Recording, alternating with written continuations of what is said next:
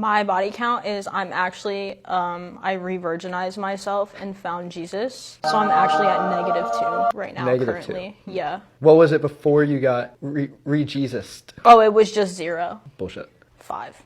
Yep. Now I'm at -2 because God forgave me. For 7? No, for 5. But that's not good math. What math are you mathing? You said -2. Yeah, because God forgave me for the -2 that I shouldn't have done. So does that mean the next 2 don't count? No, it means I'm waiting for marriage because I found God in Jesus. Women.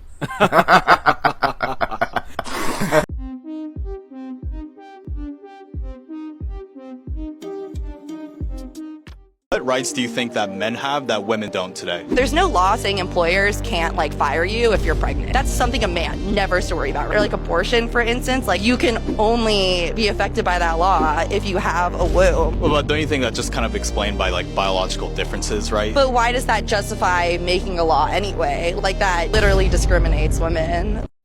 Actually, there are laws that say that you can't be fired if you're pregnant. So there you go.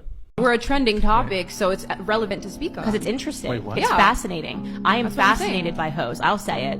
I'm absolutely fascinated by the way the hoe mind works, the way the hoe hive works. I'm fascinated. Next I cover it documentary. on my show. You And are it is correct. trending. It is I'm trending. saying, and that's why when it's such a Emma hot gets topic up to and does a speak about. video and says something like, it's chic to be divorced before you're 30. It is absolutely fascinating to see how someone's mind can be so warped. In the same way that I think it's fascinating when anybody does anything crazy or says anything crazy, and I cover it on my podcast.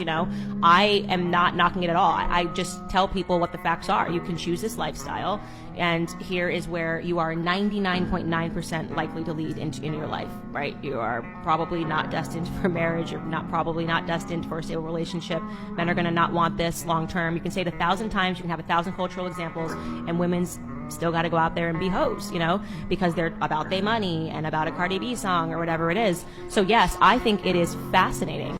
I think I can speak for the majority of men to say that we're not going to take any woman seriously who is a hoe, present or past. Like the video if you agree. What do you bring to the table? I'm not going to answer this question. This is just something that I wouldn't answer in a date. I'm not going to answer here. Fine. I'm not going to answer how many books I've read. Okay, what do you expect men to bring to the table? Integrity, clarity, consistency, strong connection to divinity, not necessarily religion, but some kind of purpose-based lifestyle. So what is the female equivalent of that?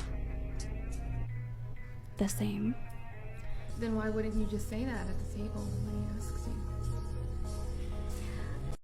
Notice how quick she was to jump to the laundry list of requirements that she wanted from a man. But when they asked her what she brought to the table, she couldn't think of a thing.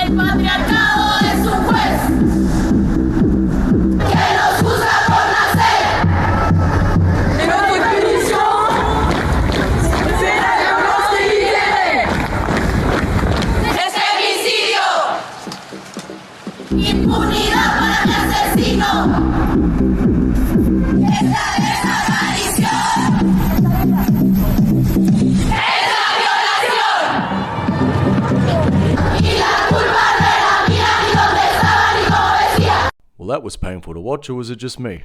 I say we rally all the men together and we steamroll through these girls. We've given an inch and they've taken a mile. It's time to give them a little friendly reminder. You're over there liking all these girls' Instagram pictures, you're workout buddies with all these different girls at your gym. I'm a trainer. It's for work. It's innocent flirting to help me get clients to continue to make money. What is respectful in a relationship? Trusting the person and not paying somebody to see if they would cheat. But it happened. Not true. You went on a date with this girl. It wasn't a date. She literally told me that you took her out to eat. Oh. Yeah, and you guys hooked up. You can't sit here and deny that. I am denying because it's not true. Okay, sure. She's a client, and after we were working out, we got food, which was across the street. That's not what she told me. That's what I'm telling you. She told me you guys had sex. I'm telling you we didn't. So are you saying she's lying? I'm saying she's lying. Let's find out from her.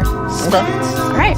Can you tell him what you told me? So I pretty much told her that she took me to this really fancy restaurant, and afterwards we went back to my place and hooked up. Yeah, see? Why would you sit here and lie? I lied because... So you weren't telling the truth? I didn't think that she deserved you, so I lied. Oh my god. You guys are all just like really misogynistic. How do you define misogyny? I don't know, I don't like this. How do you, I'm just asking how you define misogyny. Are you okay? Like, do you want, you want to go as in leave? Is it because I asked how you define misogyny? Is that the... No, I'd like to go home, if that's allowed.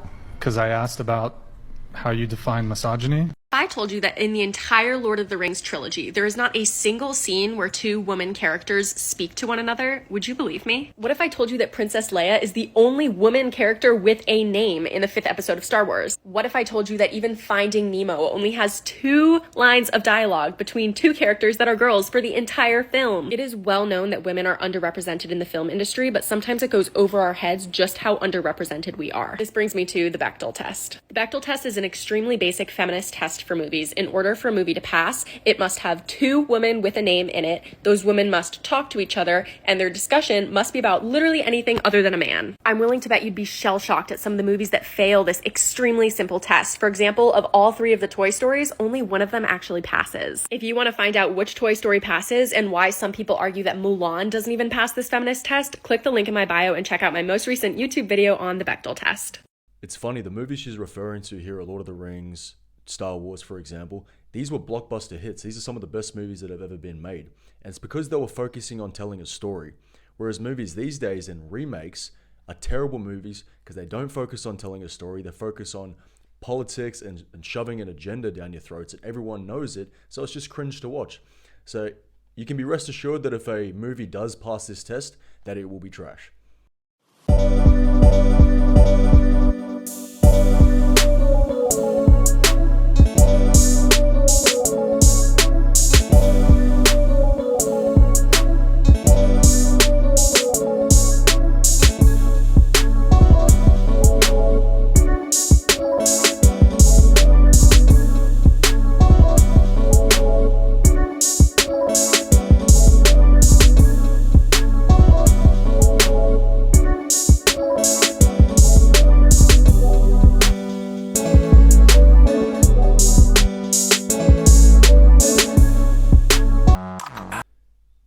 These guys are looking at this like this is some amazing feat. I counted the weights, it's roughly 100 kilos. So these guys are obviously newbies to the gym and she's an experienced gym goer. 100 kilos for most females after a couple years in the gym isn't too far-fetched at all. Give these guys a couple months, they'll be repping that out too. Feminism in Korea is at another level, and they have channeled this energy of going against the patriarchy into simply just not partaking in their womanliness within the society, in some ways going as extreme as wanting to kill men. The level of feminism can be best represented by the 4P movement, not B as in the letter B, but the term P, which means to be against or not. First, starting with P hun, which means no marriage, P yone, which means no dating, P chulsan, no kids, and P sex, which means no sex. All of this is their direct response to not being want to be a part of contributing to or adhering to the patriarchy, their perception of wanting to not participate in essentially continuing down family values or traditional values, being a part of a relationship or any interaction with their male counterparts. What are your thoughts on this extreme version of feminism, which not necessarily is about equality, but more about holding themselves back from being a part of a traditional male-female based society? Let me know your thoughts.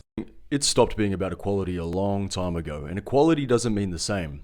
Men and women are beautifully different, and they're going against their natural God-given instincts. So it'll be interesting to see how their mental health rates are going to be in Korea when this is getting pushed so hard and it's becoming generational as well. I'm all for feminism. I'm all for all the shit it brings. Equal pay, chicks become president, all that shit. But now you gotta give men their shit back. Let us be men again. You don't respect us. It's in subtle ways. I found out recently my girlfriend has no respect for me in a casual conversation. We were talking with some buddies about UFC. We were talking about how a lot of those guys get arrested. They get in trouble for domestic violence. They beat their girlfriends and wives. And my girlfriend says to a bunch of other dudes, she goes, oh, yeah, that's why I would never want to date somebody like that. The kind of guy, like, if he just lost control, could, like, kick the shit out of you. And I was like, I could beat the shit out of you. Are you with me because you think I can't beat the shit out of you? I just don't beat the shit out of you. I could beat you up just as fast as the UFC guy. I just don't. You think I can't? And how do I prove it now? I can't beat the shit out of her because I've made it a thing. Everyone's going to know it's me. I'm the first. I think a lot of modern women fail to remember that even if an average man has true intention to do you harm, it would be a piece of cake. Now, good men are not going to want to do that. They're going to want to protect you as long as you're worthy of protection. So just keep that in mind. Anyway, guys, thanks for watching the video. Don't forget to like it so it gets recommended to other people, and subscribe for more videos like this in the future. Peace.